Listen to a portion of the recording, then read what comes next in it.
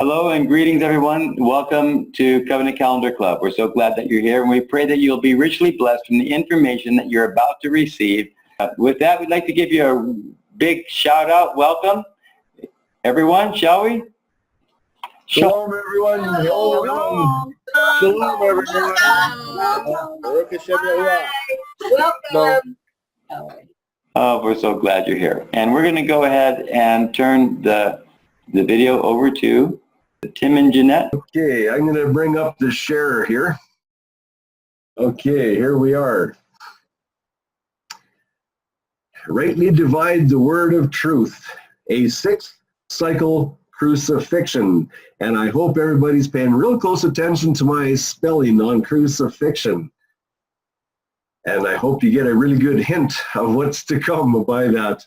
This is a pretty interesting study. I've thoroughly enjoyed making it. Charlene has given me a lot of help, and we worked back and forth on it, and I hope you guys enjoy it.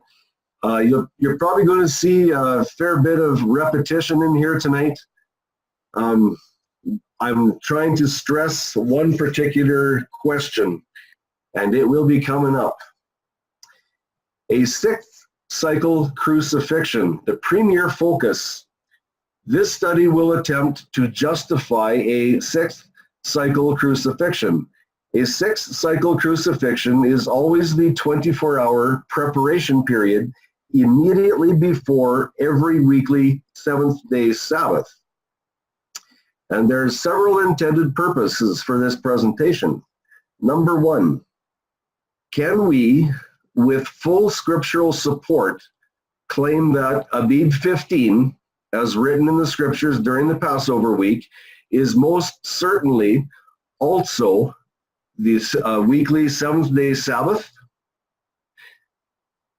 This is a question of this study. Number two, is the real definition of a high Sabbath the combining together of an annual Shabbat and a seventh-day Shabbat? Is that what a high Sabbath is? We're going to look into this question, and the scriptures are going to tell us pretty clear what we're going to see. The other intended purposes for this presentation. Number three, do the scriptures allow for a planned burial preparations on any kind of Sabbath, be it festival or weekly?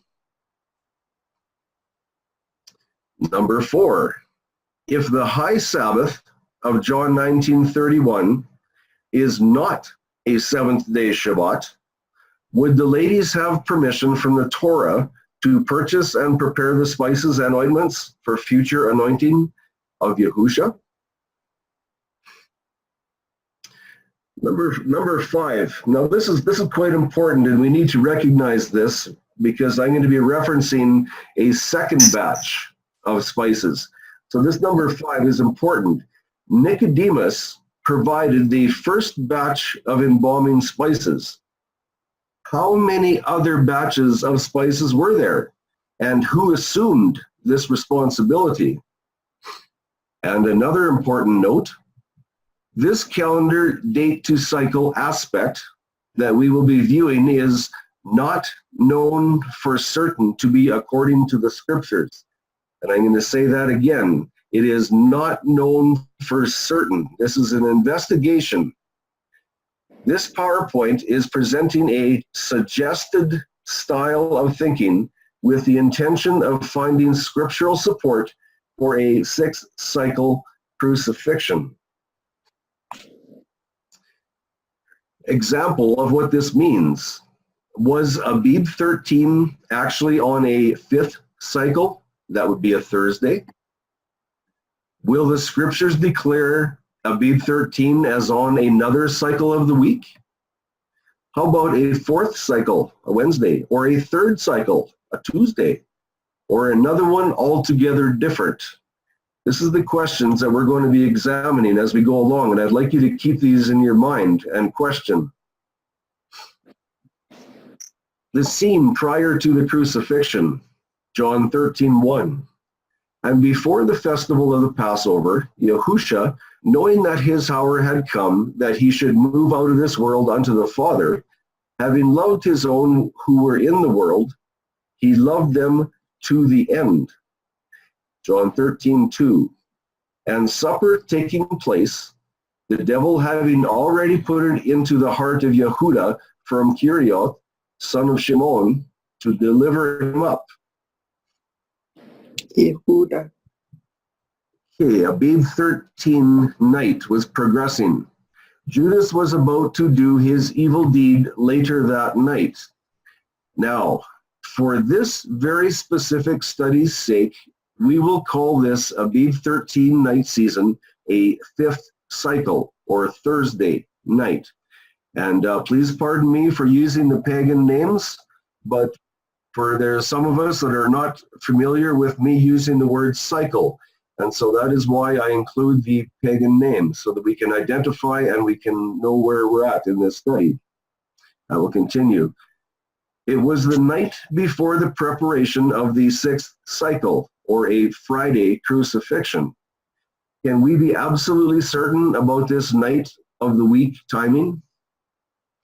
In John 13:30. So having received the piece of bread, he then went out straight away, and it was night.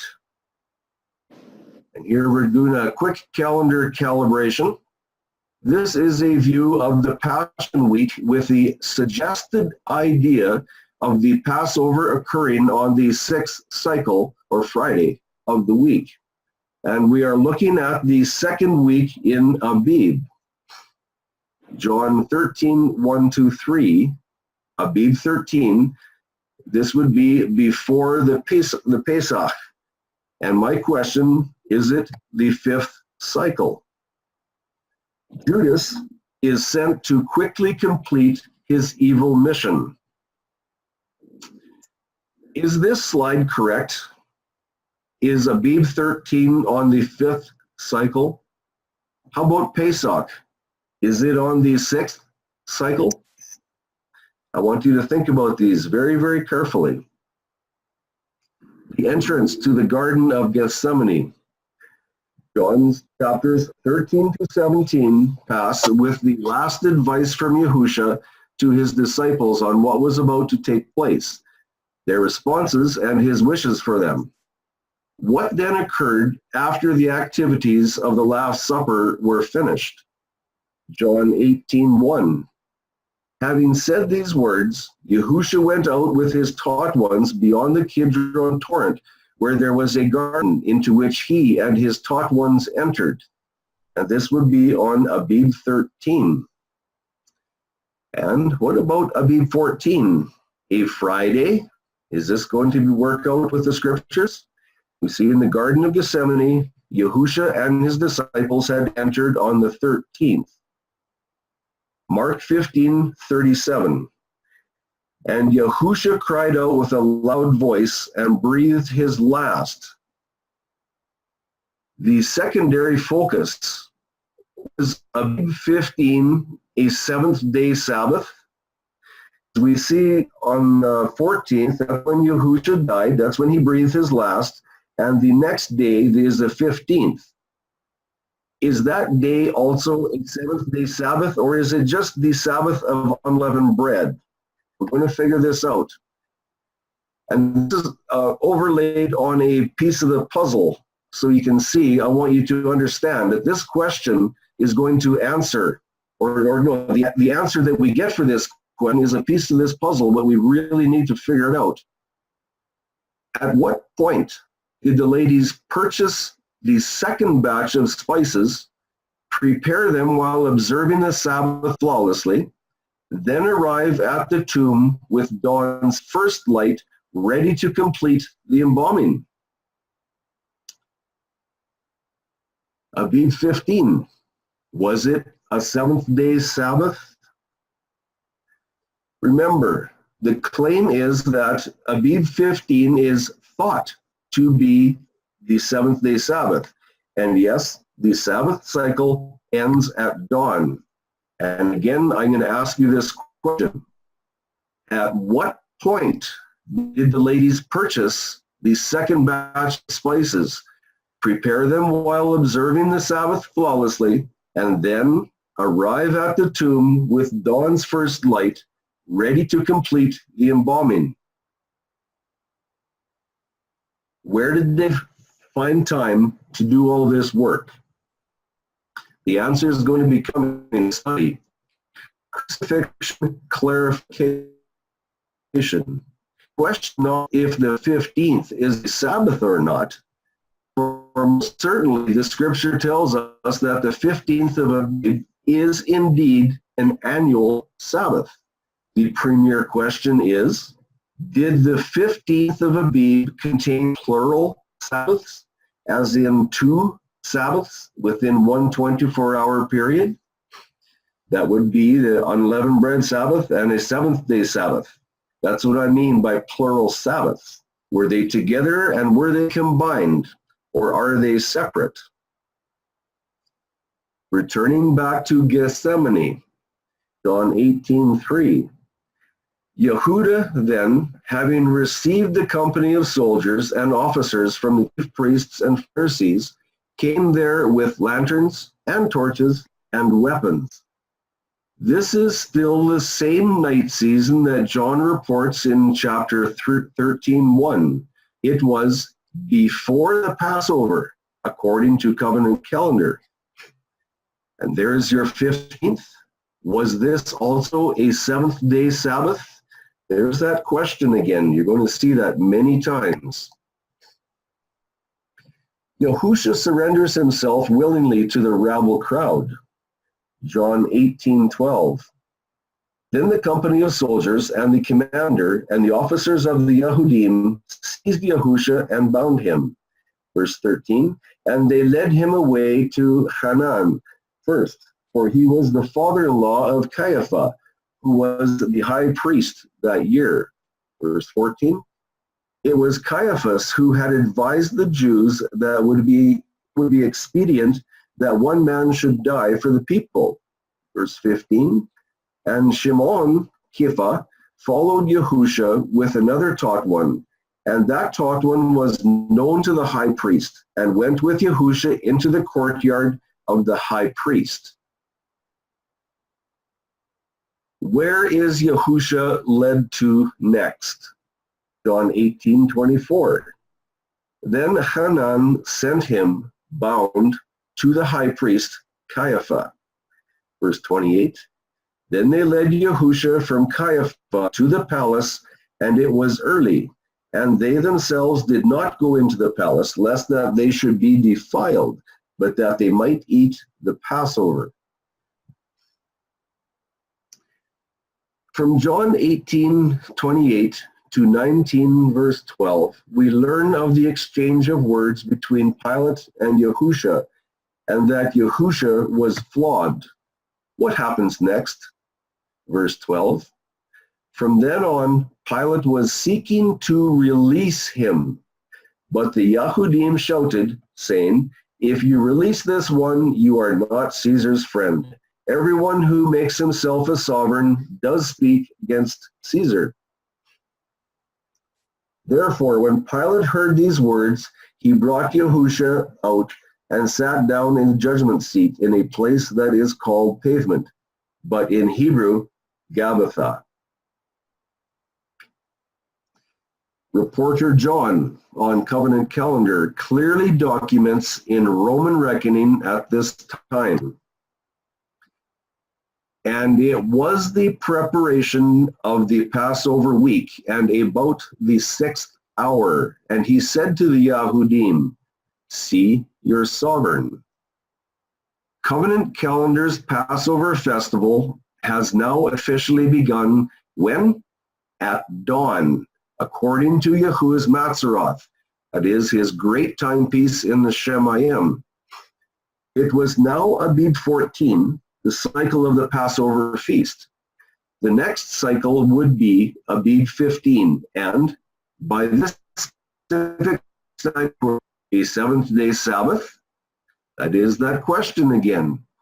And for those that are not sure about how I get to dawn at the 6th hour of the day, please ask for the study on Roman reckoning, and I will send it to you, and then I will explain this very, very clearly.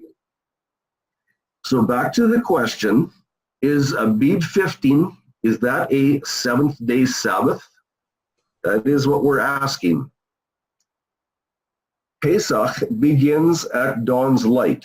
It is Abib 14, the cycle of the Passover feast.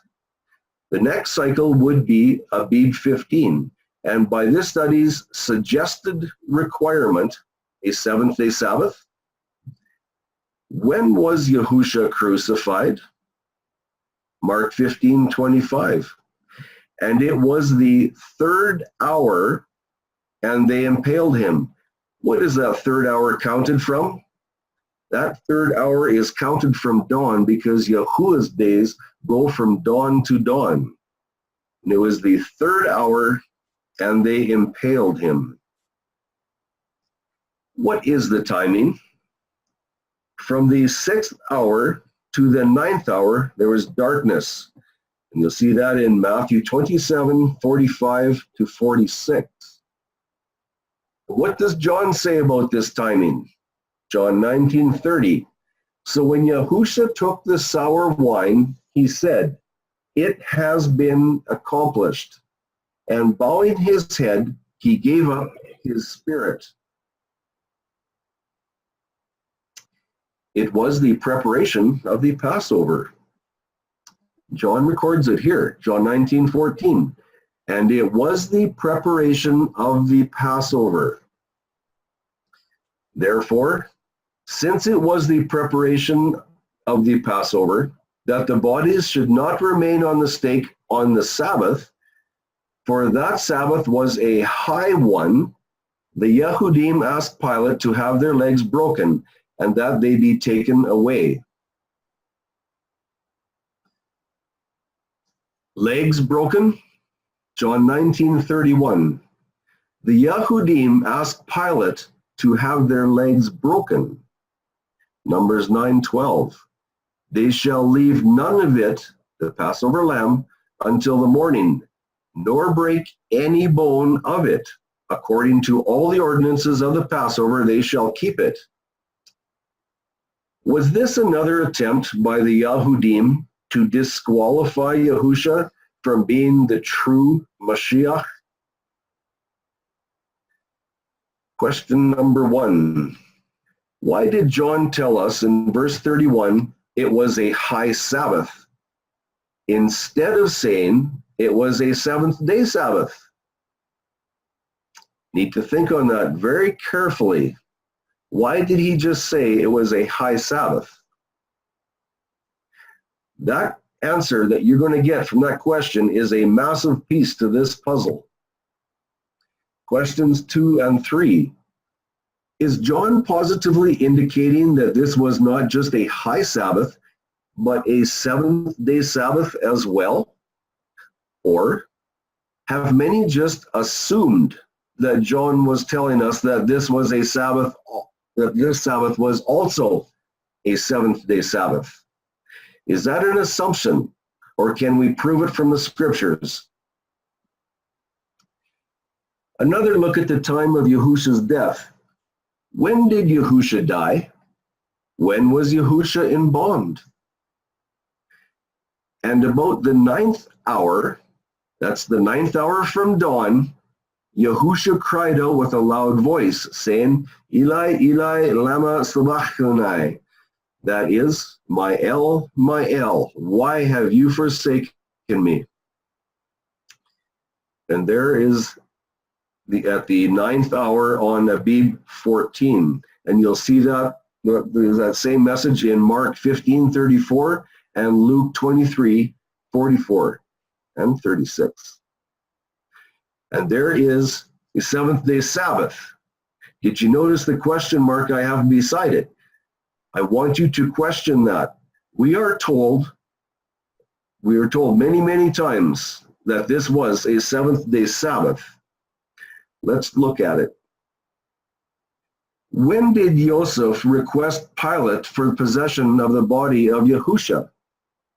And when evening came, there came a rich man from Ramathaim named Joseph, who himself had also become a taught one of Yahusha. He went to Pilate and asked for the body of Yahusha. Then Pilate commanded the body to be given. So when did he ask for the body? It was at evening time. That word, evening, in the Hebrew is erev, and that is after the sun has set. Do we have another witness for this?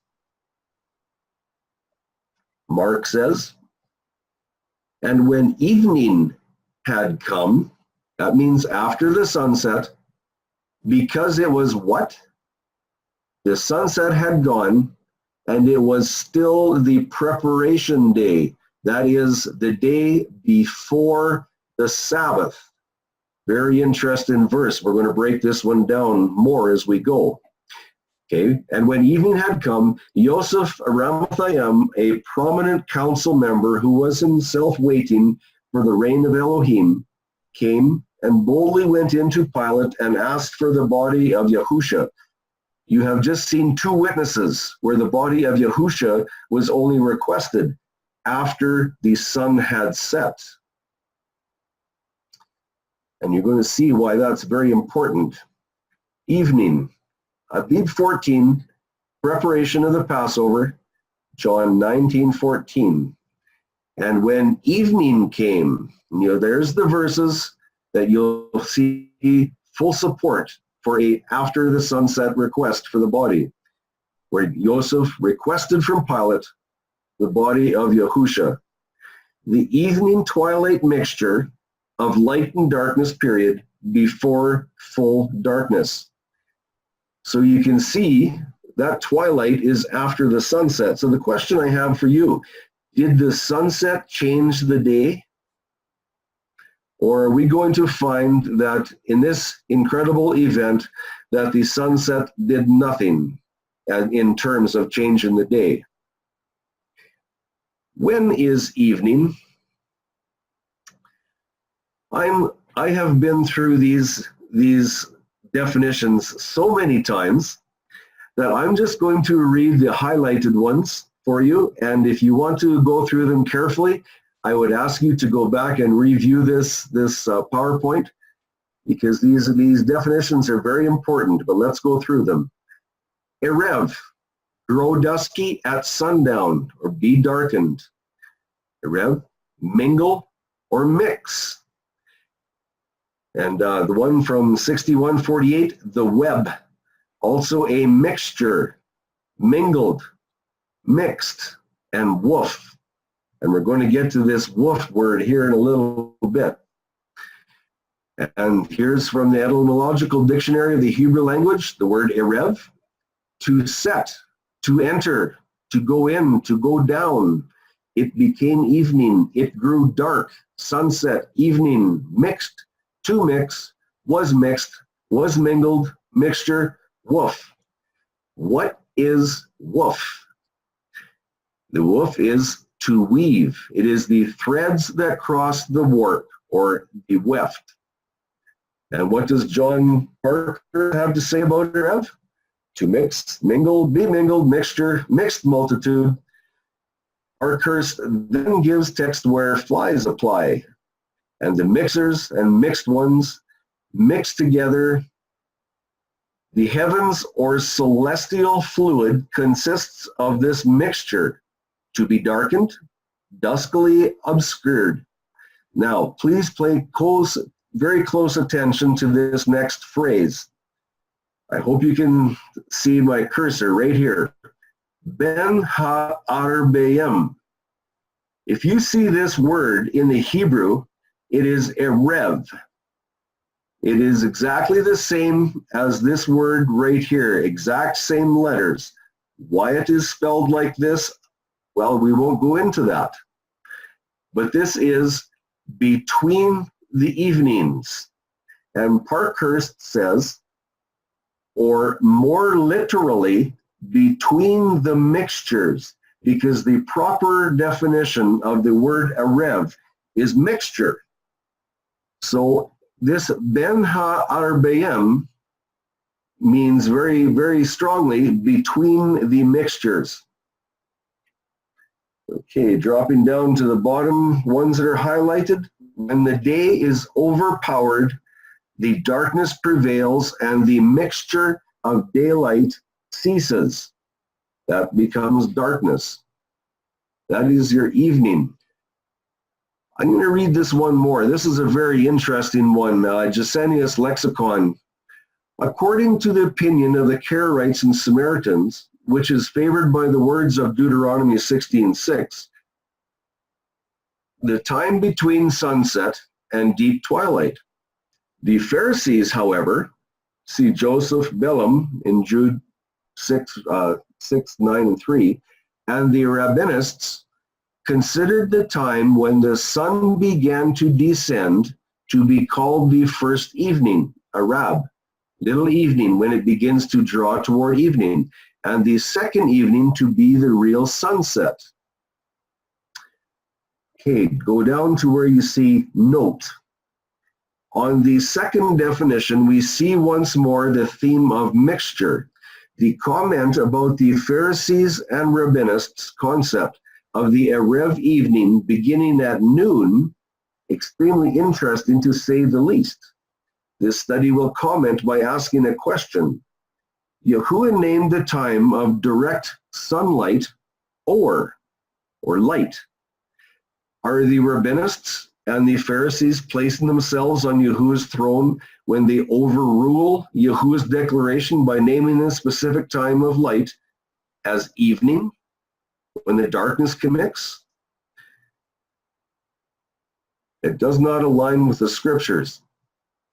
And here's more definitions. I'm not going to go through them because they all reveal the mix and the mingle and the intermixed and the warp.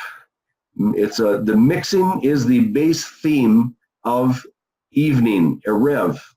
And okay, I'm going to read, after reading these definitions from the different sources, the central theme of a mixing of separate substances or identities stands out quite pronounced.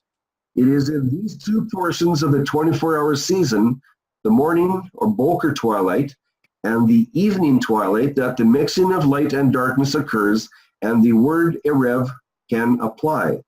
However, this word is only used in conjunction with Boker when referencing the morning twilight. Yahuwah has broken down the 24-hour cycle into 4 separate segments, so we are able to conduct our lives accordingly. Let's move on with our study while retaining this evening mixture information. There's your sunset. This is a very, very interesting verse from Mark. I absolutely love this verse. Had the sunset changed the day? The sun had set, and Mark declares, and when evening had come, that's your twilight. Mark is telling us it's after sunset, and the evening twilight was there. And what does he call this evening twilight? Because it was the preparation day. That is when? That is the day before the Sabbath. The Sabbath had not started yet. I hope people see the ramifications of this verse, because this verse has just eliminated any possibility of sunset theory and proves solidly dawn to dawn, as in the creation account. To me, this is an absolutely remarkable verse. It just stands out so clear. Mark's evening testimony. The sun had passed and the twilight was occurring. Reference that to Mark 1:32, and that will back that up. The sunset did not change the date nor day of the week. It was still a preparation cycle, and the Abib 14 night season had commenced. It was still the cycle of the week before the 7th day Sabbath. Our mini summary: sunset theory has failed miserably. Scriptures cannot support sunset theory. Joseph, at this point, after the sun had set, requested the body of Yahusha.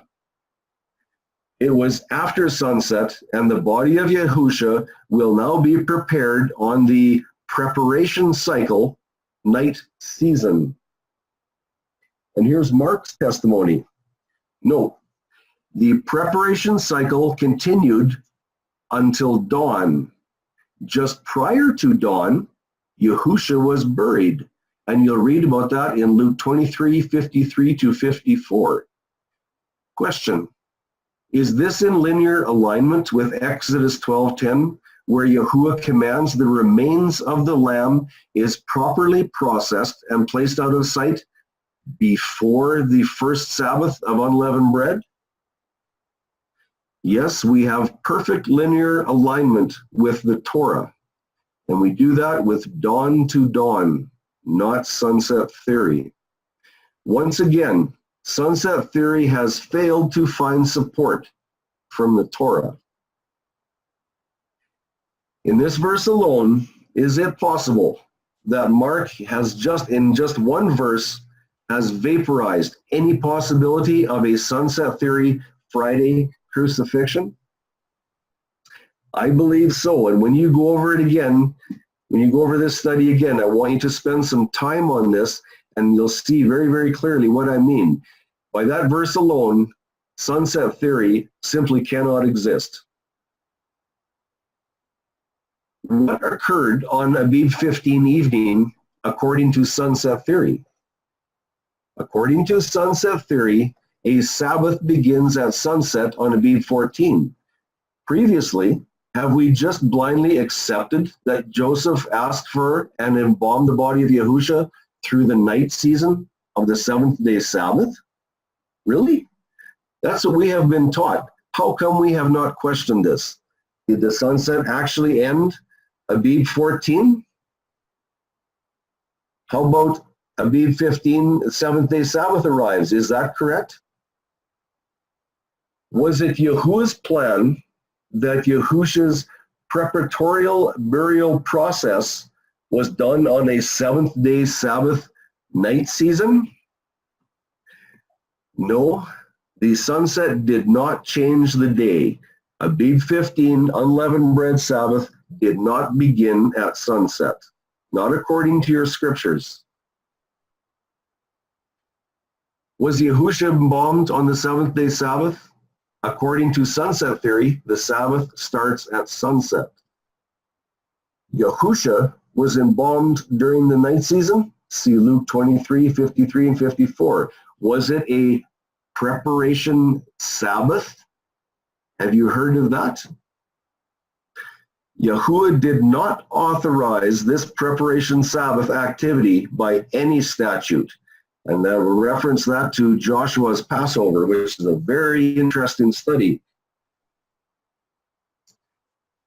Here is a review. Let's look at Luke's support.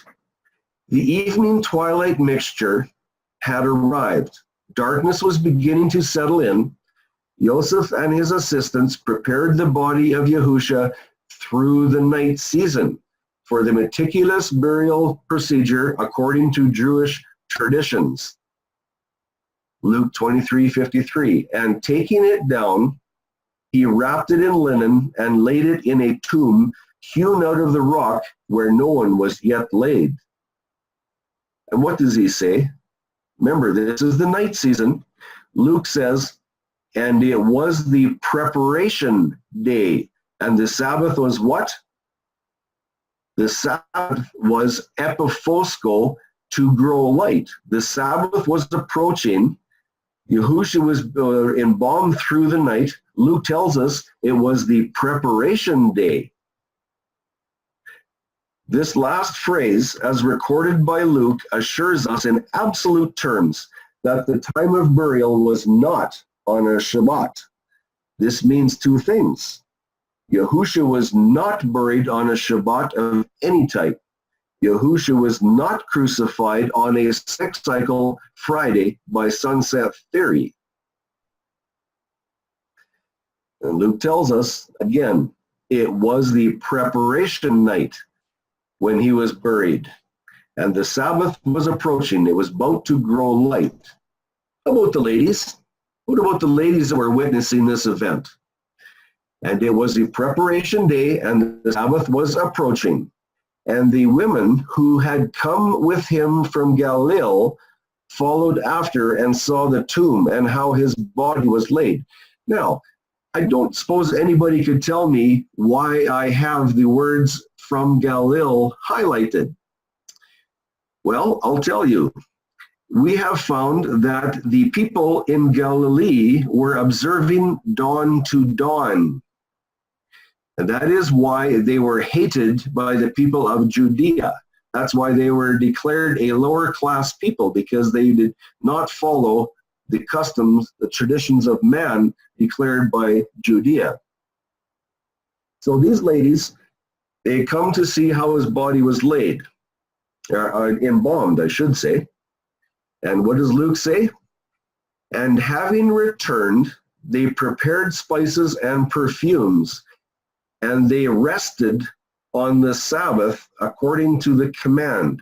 Let me repeat that one more time. And they rested on the Sabbath according to the command. This is vital. This sentence is absolutely vital to understand. There is your first batch of spices and perfumes. Nicodemus had supplied the first batch of spices, which was prepared before this Sabbath. Was there a second batch of newly purchased spices in Mark 16:1? Good question. And the other question is, when did they have time to purchase this second batch of spices? Only Luke tells us the ladies rested on the Sabbath. He was quite sure to record that. What weekly cycle was this Sabbath? Was it a 5th cycle, a 6th cycle, or a 7th-day Sabbath? Number 2, for future reference within this study, did the ladies purchase a second batch of spices on the Sabbath prior to arriving at the tomb at dawn in order to be already prepared? And yes, those are very important words. And then you'll see that in Luke 24:1, the D section. Preparation night was wrapping up, and the Sabbath was growing light. There we see on your left side of the screen, he was impaled at the 3rd hour. Death came at the 9th hour. There's your evening twilight. That's where Joseph requested the body. Abib 14 night season burial preparation proceeded. You'll see that in Luke 23:53 to 54. It is the night season. If you see my cursor here, it is the night season and preparation and burial of Yahusha. Right here, all night long. It is the preparation night of burial. The first convocation of unleavened bread gets closer, and Luke records that the Sabbath, was beginning to epiphosko, or grow light. That means dawn. So the unleavened bread Sabbath was about to grow light. And I have that marked down there as Abib 15. John is in full agreement with Luke. John 19:31-41 gives a full narrative of the events and situation. Then John records the state of time clearly. What does John declare? There, then, because of the preparation of the Yahudim, they laid Yahuwah because the tomb, they laid Yahusha because the tomb was near. It was still the preparation night, period, before the Sabbath.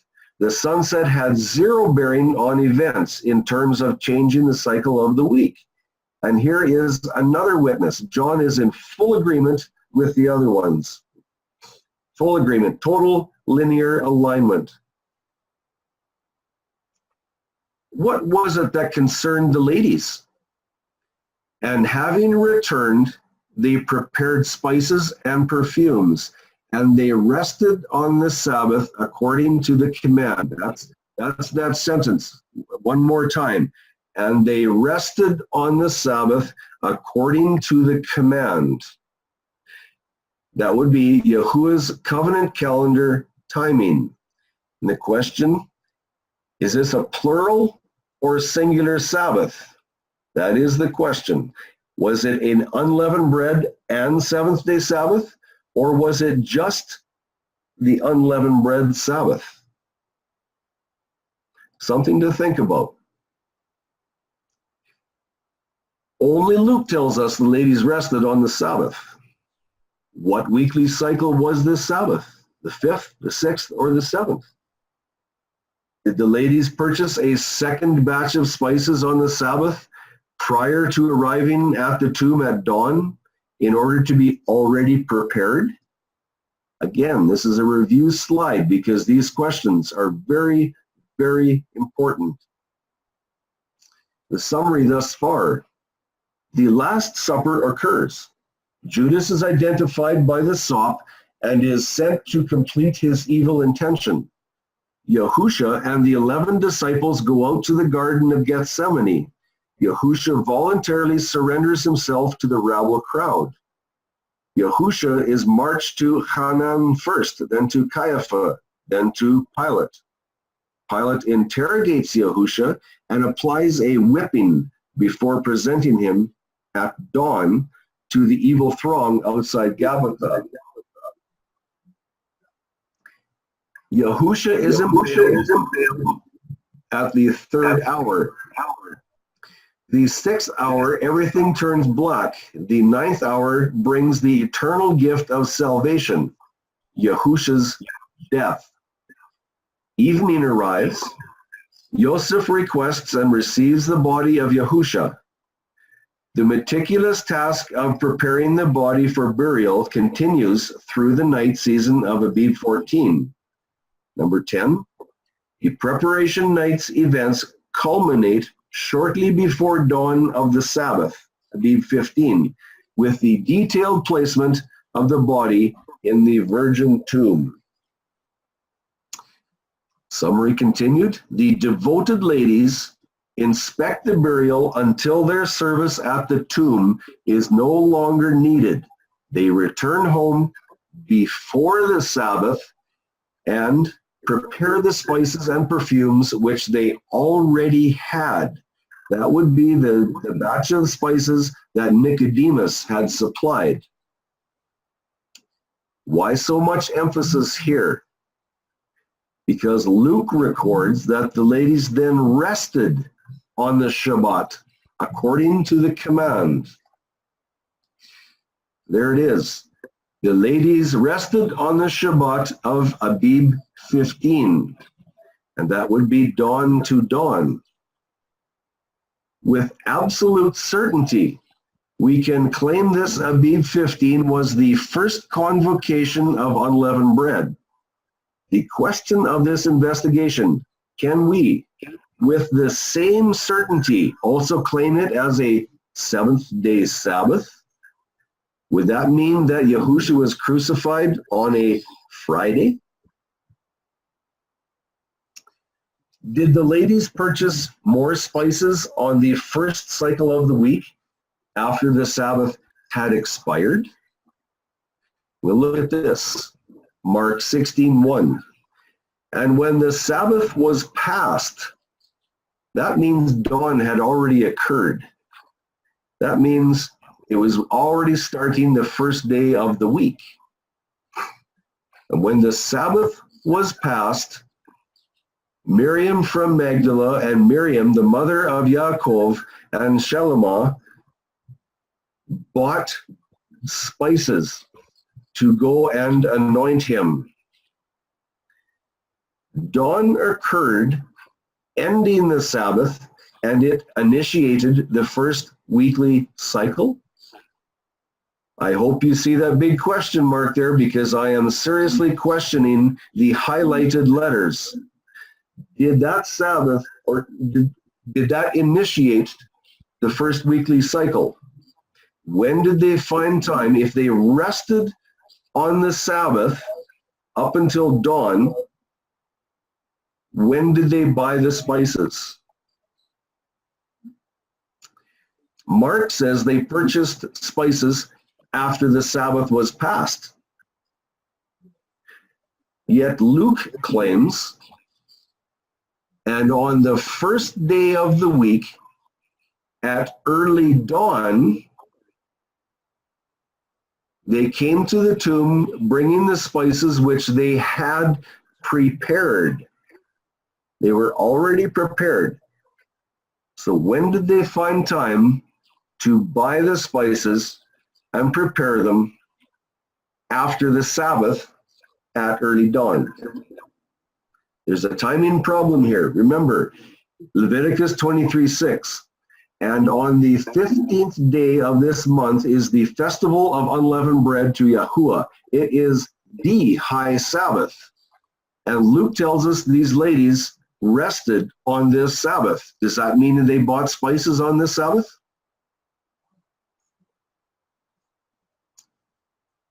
There's your Friday and your seventh day Sabbath. Are these correct? Was Friday Aviv 14 and was the seventh day Sabbath on Aviv 15? Let's look at it. Luke tells us the ladies returned home, prepared spices, and rested on the Sabbath according to the command. That means there was no work or purchasing done from dawn to dawn on the Sabbath. Yet Mark 16:1 says, and when the Sabbath was passed, that is, after dawn, the ladies purchased the spices. And yet Luke 24:1 still claims, and on the first day of the week, at early dawn, they came to the tomb, bringing the spices which they had prepared. When did they purchase, transport, and mix the spices? At what time did they have that they could do that and not break the Sabbath? They had to purchase, they had to transport them two ways, from where they purchased it to their place of where they're going to mix it. They had to do the mixing. Where did they get time? Because we know that they rested up until dawn, and yet they arrived at dawn with all this work done. How does that work? How can we justify that? Did they do it instantaneously, or is there another answer from the scriptures? Let's look at it.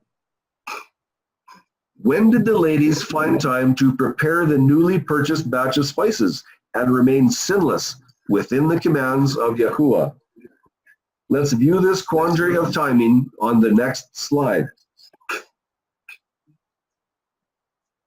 Did the ladies purchase the spices and mix them while resting on the Sabbath according to the command? Could they purchase spices after the Sabbath had ended at dawn, mix and transport them two directions, and then arrive at dawn on the first day of the week, already prepared to embalm the body of Yahusha? The timing quandary. Were these spices purchased and mixed around 4 a.m. before dawn on the Sabbath? And was the second batch of spices already mixed, ready to embalm Yahusha by dawn of the first cycle? There's a serious timing problem here. Something does not work out with what the documentation says. Scriptural information prior to the first cycle. The ladies brought their spices for the embalming process that were already prepared. The work of preparing the new spices was completed. prior to arriving at the tomb. The newly purchased spices were not prepared while traveling to nor while at the tomb. The newly purchased spices were not purchased nor mixed on any Sabbath. Could we have someone close off their microphone, please? There's a lot of noise happening here. We would like to remove that from this recording. I thank you very much. When were the newly acquired spices and ointments prepared before arriving at the tomb at dawn on the first cycle? If Passover was on a sixth cycle or Friday, where does that time come from? The question. And when the Sabbath was passed, Miriam from Magdala and Miriam, the mother of Yaakov and Shalomah, bought spices to go and anoint him. What type of Sabbath was this? This is one of the most important questions of this study. What kind of Sabbath was this? Again, and when the Sabbath was passed, was this an annual Sabbath, as in the first Sabbath of unleavened bread? Was it a seventh-day Sabbath, or was it the two Sabbaths combined? Was this Sabbath a fifth cycle Sabbath of unleavened bread, or was it a seventh-day Sabbath? For many decades, we have been force-fed an evil tradition of man, directly related to Isaiah 14:13, where Hasatan declared he would be in control of the Moedim. Can someone look up that scripture for me, please? I would like you to read it for me. I'm going to continue on with this slide, and whoever has it, when I finish reading this slide, I would like you to read that verse, please. How did Hasatan manage to control the Moedim of the crucifixion? Hasatan has convinced people the first Sabbath of unleavened bread is actually on the weekly seventh-day Sabbath, when in reality, it is on the fifth cycle, according to the gospel writers. Yahuwah's Moedim timing has been convoluted by Satan again. Is there somebody that has that verse that can read it for me, please?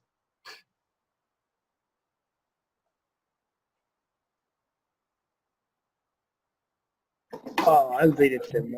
For those thou had said in thy heart, I will ascend into heaven.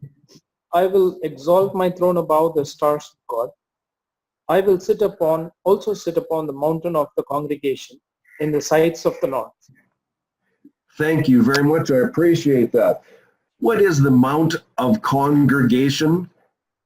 Is that not the feasts of Yahuwah directly? Yes, it is. And in this verse, Satan has claimed that he would be in control of the Moedim. He would do something, whatever it took, to usurp the worship from these Moedim. That is his claim. We're going to look at this a little bit more here in a few minutes. Dawn changes the 24-hour cycles. According to Luke, the ladies rested on the Sabbath according to the command. They did not purchase spices on any Sabbath. What can we learn from the scriptures that will solve this timing quandary of apparently purchasing the second batch of spices on a Sabbath? What does the scriptures tell us that's going to clear up all this? What if the scriptures actually show us that the ladies had a full 24 hours perfectly free to purchase and mix the spices before going to the tomb? What if the crucifixion of the scriptures actually fully supports a fourth cycle, midst of the week crucifixion? What if what we have been previously taught is not scripturally accurate? And I'm directly referencing a sixth cycle or Friday crucifixion. What if we read Daniel 9:27 and actually chose to accept Yahuwah at his word? And he shall confirm a covenant with many for 1 week. And in the middle of the week, how many times have I been told, oh, that doesn't apply to the crucifixion. Oh, no, that doesn't mean anything. We don't need to worry about that. Well, I'm not in agreement with that. I believe that this middle of the week is a direct application to which day Yahusha was crucified on. I'm going to read it again. And he shall confirm a covenant with many for 1 week. And in the middle of the week, he shall put an end to the slaughtering and meal offering.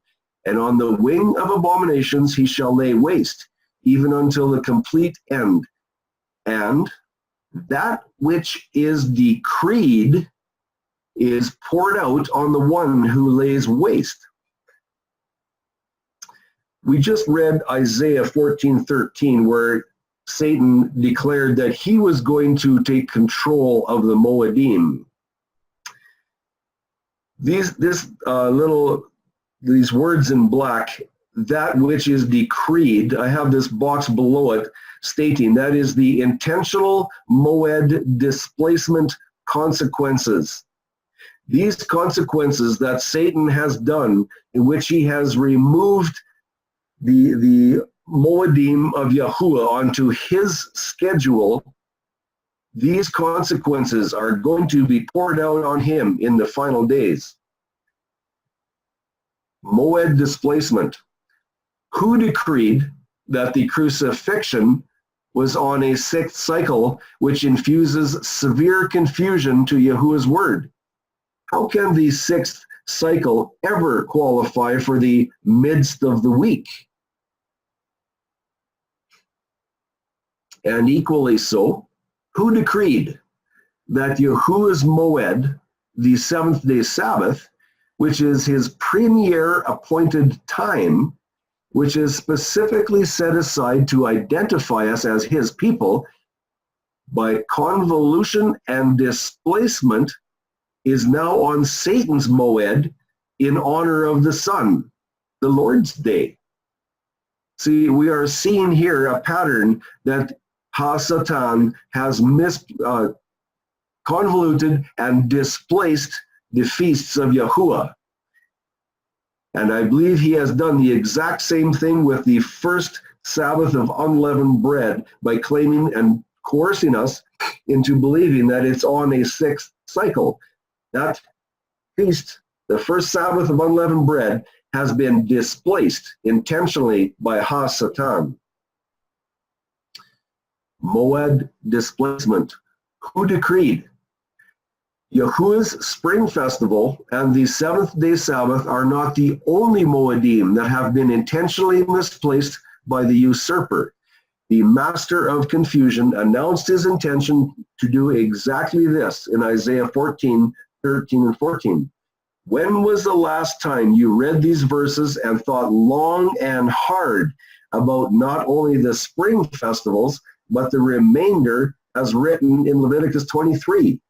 Have they also been intentionally misplaced? This is the tool of the usurper. Note the darkness. When Yahusha spoke to the Pharisees and he told them, you have removed the key of knowledge. It is the Tekufa that had been removed and the moon had been inserted. And that is what removes the feasts off of Yahuwah's covenant calendar and puts them on Satan's lunar-based calendar. He is the master usurper. But the feasts of Yahuwah have been and will be continued to be restored continually. Praise his name. Rest assured that the consequences of insidious evil by intentionally displacing Yahuwah's Passover crucifixion Moed to another cycle of the week other than his divinely allocated Moed, the midst of the week, will most certainly be poured out on the evil one in that last day. What if we realized that by Yahusha's fulfilling a prophecy, his acclamation, it has been accomplished? When applied to the timing of the crucifixion, this restores the crucifixion understanding to the midst of the week.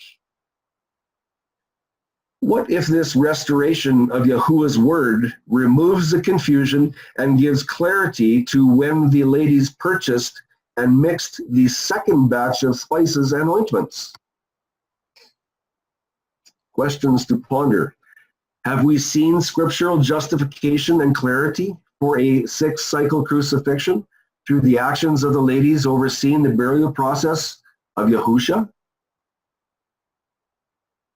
Has the prophecy of Daniel for Yahusha cutting off the sacrifices and oblations in the midst of the week been fulfilled with a 6-cycle crucifixion? And I say the 6th cycle is nowhere near the middle of the week. Does anyone desire a solution? Where is your curiosity level? Are you willing to look at it? Let's have a brief look, as this is covered very well in detail in other studies with more to come. Note, the covenant calendar calculations from the scriptures will be our guideline. Passover, Abib 14, midst of the week, crucifixion, fulfilling Daniel's prophecy. Then, Abib 15, the high Sabbath of unleavened bread will be on the 5th cycle of the week.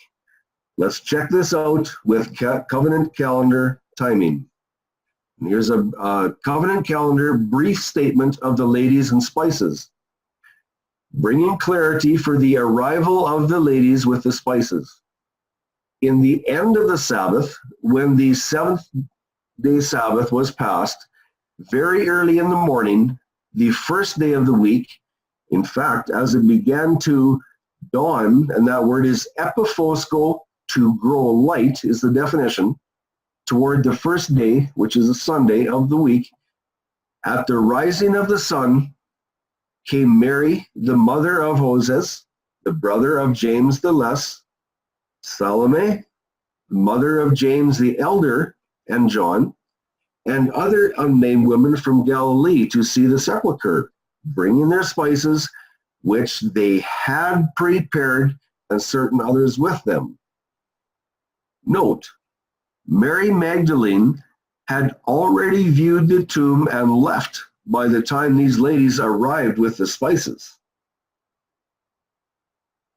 Okay, let's look at it. Let's look at it by covenant calendar standards. John 19:14. And it was the preparation of the Passover. And there is your 9th hour, and that would be Yahusha's death at the 9th hour from dawn. John says, therefore, since it was the preparation of the Passover, and it was still Abib 14, preparation. It was the night for burial. Sunset did not change the day. It was still Abib 14. And we're going to continue. And it was the preparation of the Passover. Therefore, since it was the preparation of the Passover, that the bodies should not remain on the stake on the Sabbath, for that 5th cycle Sabbath was a high one. That is the unleavened bread Sabbath, the first Sabbath of unleavened bread week. That is what John declares as the high Sabbath. And one more to finish John 19:31. And it was the preparation of the Passover. Again, your 9th hour, that's the death. Therefore, since it was the preparation of the Passover, that the bodies should not remain on the stake on the Sabbath, for that 5th cycle Sabbath was a high one, the Yahudim asked Pilate to have their legs broken and that they be taken away. There on the Abib 15, on the 5th cycle of the week is your first unleavened bread Sabbath. That is on the 5th cycle of the week. And when it says the ladies rested on the 5th cycle, on the high Sabbath of unleavened bread that was passed. And you'll see that phrase, that was passed, in Mark 16:1. And we're going to come to that very quickly here. Scripture provides zero allowance to purchase spices, transport, mix and prepare them on a Sabbath of any kind. However, concerning an annual Sabbath, the Scripture clearly states what is acceptable in Exodus 12:16. Here we are from the Geneva edition. And in the first day shall be an holy assembly. Also in the 7th day shall be an holy assembly unto you. No work shall be done in them, save about that which every man must eat. That only may ye do. Is there any provision in that verse to purchase spices? No. We are told very clearly what we are permitted to do on an annual Sabbath. We are allowed to eat we are allowed to prepare what we will use for immediate consumption. It says nothing about preparing spices. The ladies did not buy spices on the unleavened bread Sabbath. So when did they buy spices? When did the ladies of Mark 16:1 purchase spices? What type of 24-hour cycle precedes a 7th-day Sabbath? A preparation cycle, a 6th cycle. 24 hours of preparation time, dawn to dawn. The ladies had 24 unrestricted hours to purchase and mix spices before the dawn of the 7th-day Sabbath. This is the, pardon the word, Friday spice preparations. They had a full 24 hours. This is called a preparation day, and that is exactly what they were doing. They were buying spices and they were preparing it to embalm the body of Yahusha.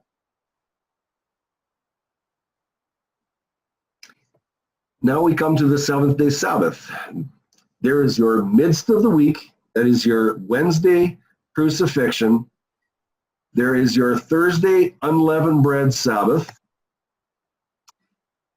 We know for certain that purchasing spices, transporting and mixing them is acceptable on preparation day prior to the 7th-day Sabbath.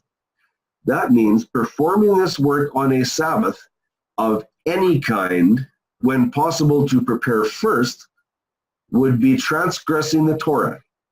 Remember, number one, the Sabbath occurs from dawn to dawn. That means no efforts pertaining to the spices whatsoever on the Sabbath day right up until the point of dawn. Remember, number two, Yahuwah had this planned from the foundations of the earth. There were no excuses. The 7th-day Sabbath and Yah's people. There's your midst of the week on the Abib 14. There's Abib 15, the high Sabbath of unleavened bread on the 5th cycle of the week. The ladies were able to purchase and prepare spices on the 6th cycle of the week. That is your Friday that they bought spices and prepared them. Yah's people did not touch spices from dawn to dawn. They were rest, and there was no spices done, touched, purchased, mixed, transported, or anything on the 7th-day Sabbath. They rested according to the Torah. They did not break the Torah. Is there any more? Crucified, 4th cycle, midst of the week. There is your Wednesday Crucifixion, for those that do not understand the 4th cycle. And there's the Thursday unleavened bread. Oops, I've jumped ahead myself here. Let's go back to this box. In the fourth watch, on Abib 14, the burial was completed. And you'll see those verses in Luke 23, 53 and 54, and John 19, 38 to 42. That was the fourth watch, is when the burial was completed and he was put inside the cavity of the earth in the tomb. Yahusha meets Mary Magdalene during the darkness of the fourth watch. That was on the seventh-day Sabbath. It was still the seventh-day Sabbath. And then comes the first cycle, according to the covenant calendar. The other ladies arrived at sunrise with spices on Abib 18. We read about that in Mark 16:2 and Luke 24:1. Now, read this next sentence very, very, very carefully. Yahusha returns from his wave sheaf first fruit ascension observation and visits the ladies on the first cycle. Very, very important day. Extremely. The wave sheaf and first fruits are so overlooked, especially the wave sheaf day. It is so overlooked. It's a travesty that this feast is overlooked and just almost ignored. And if I have my way, my intention is to raise the awareness of this wave sheaf day, because this is when Yahusha presented himself to the Father to be accepted as the sacrifice for each one and every one of us. If he had not been accepted as the perfect sacrifice on the wave sheaf, on that day, we would not have salvation. This day, this wave sheaf day, when he presented himself as the first fruit back from the victory over death, is absolutely incredibly important. Amazing. Just for accepting the very words as written in the scriptures in their proper order, we find astounding scriptural alignment. Why does that continue to amaze us? Here are two basic items that must be rewritten or ignored in order to achieve a six-cycle crucifixion. We must rewrite the purchasing and preparing of spices by the ladies who helped to bury Yahusha HaMashiach.